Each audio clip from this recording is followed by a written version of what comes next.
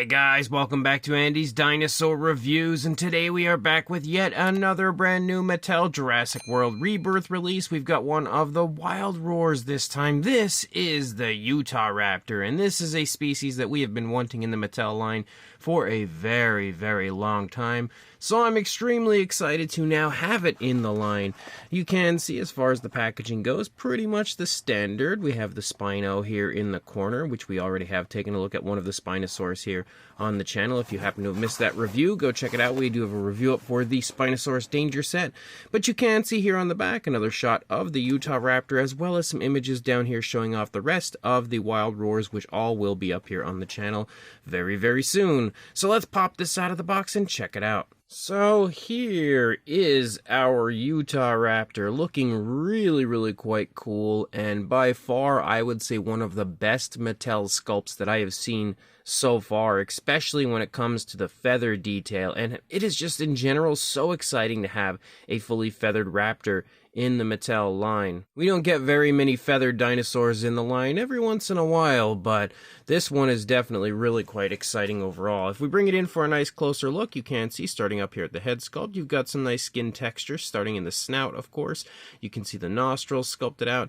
The skin texture looks pretty much exactly as I would expect it to look, especially when combining a Utahraptor, like, an actual Utahraptor with what you would expect to see in like a Jurassic Park or Jurassic World film. Kind of combining the elements of both versions. I feel like they've captured that likeness here in the face very nicely. We can see the eye is sculpted out pretty decently, painted with a yellow, given a nice black pupil, but it's probably just the black that we see there for the face rather than actually adding in a black pupil after.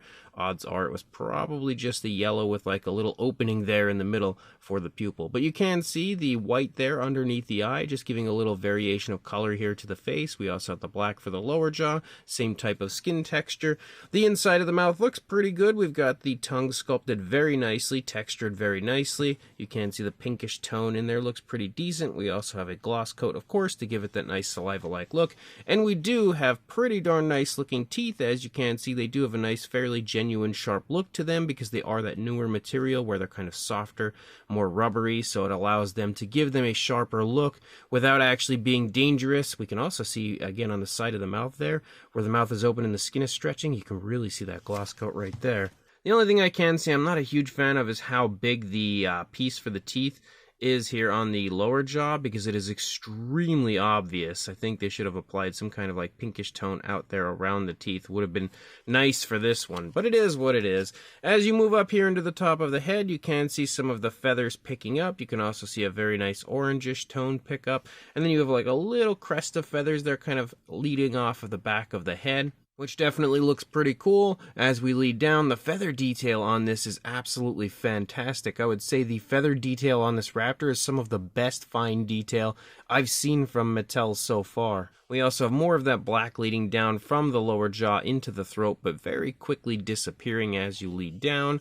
Again, you've got a little area of articulation right here. You obviously have an articulated jaw, which, is to be expected. And look at how good the head sculpt looks once the mouth is closed. That is absolutely awesome. But as you lead down, you have some neck articulation. I don't know exactly if that's part of the action feature. I guess we'll wait and see. But you can still take note to how crisp and beautiful the feathers are again as you move down. As you lead into the body, you see the orange start to kind of taper off a little bit and kind of become more of like a striping effect back into the body, and you have a brown pickup that overtakes the majority of the body of the dinosaur. We can see the feathers looking really nice, really crisp down here. I could definitely see some pretty epic repaints of this figure for sure, and I fully intend on doing one myself at some point in the near future, because again, the detail on this is just too darn good to dismiss. As you move down into the arms, you've got more really nice feather detail leading through the arm, as well as a very impressive display of plumage leading off of the back of the arm. And you can see the fine detail within those feathers also looks really nice. I kind of wish there was some sort of variation of color leading off of the back of the arm, but it's not the end of the world. The arms are also quite flexible. You can see that here in the fingers. It's kind of like a rubbery material. You can see that also in the feathers coming off of the arm. So that's, again, definitely a nice touch to help when it comes to safer play, as well as making sure that this doesn't break, or at least that this area wouldn't break if you dropped it.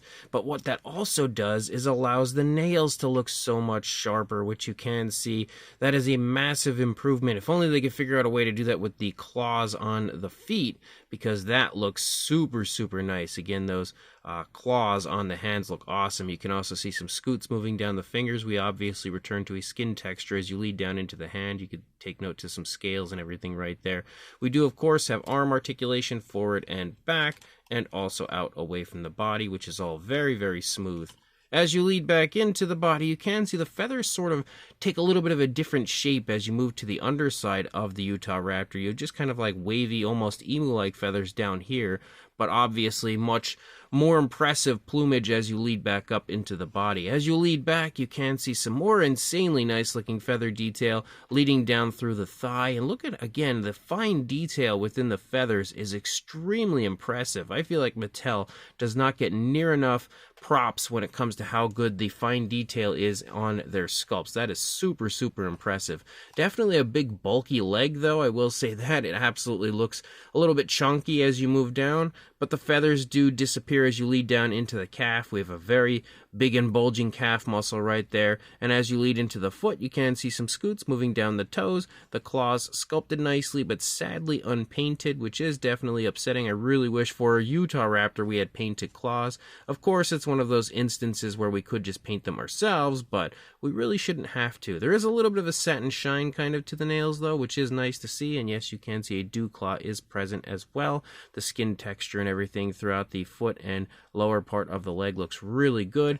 And then you lead up and out into the tail, and the tail looks really, really nice. Again, the feathers are quite a bit larger as you move out into the tail, and then you have this very cool display of feathers leading out into the end of the tail, and that looks really well done. And again, when you get nice and close, you can see how impressive all of the fine detail is. You can also take note to the fact that there is a bit of a speckling on the figure, like you've seen through many different Mattel releases over the years. But I love how the feathers just kind of lead off in such a realistic way, like individual feathers popping out and stuff. That is super nicely done. And then the underside, of course, has the kind of, again, more erratic emu-like feathering for the most part leading down there. Also, there is the FACSAP code if you would like to add that one to your collection. You do, of course, have leg articulation, but boy, is it ever jerky. As you can see, it's super, super, super jerky leading along. And of course, oh boy, I got it yelling and complaining over here, but you can see, again, super jerky on both sides. Obviously, when you first move it, it is a little bit concerning when you hear noises like that. But you'll also, of course, have the same articulation and everything there in the arms. And the figure, for the most part, is going to look pretty much the same over on this side. The only big difference would be the positioning of the leg, as this leg is obviously taking a step forward as opposed to trailing like we see on the other side.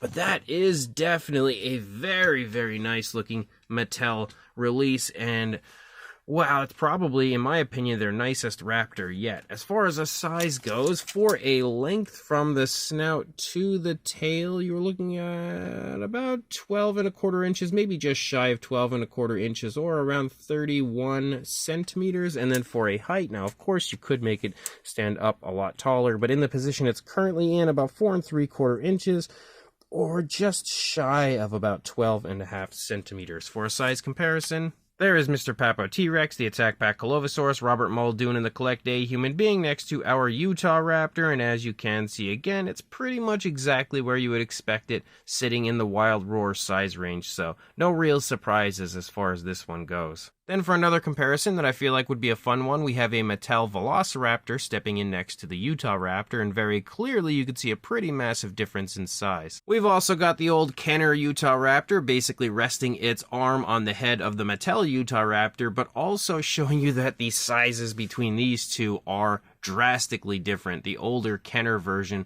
is gigantic in this toy line, so if you do have the older version, just know that the newer one's not going to mesh too well with it.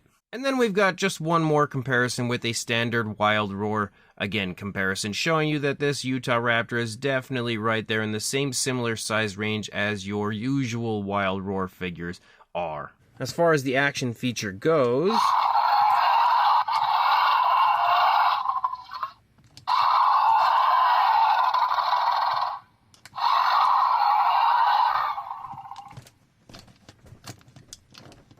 As you can see, basically it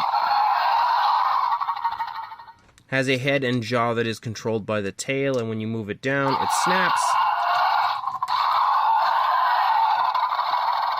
Same deal if you move it up, you can also twist the head.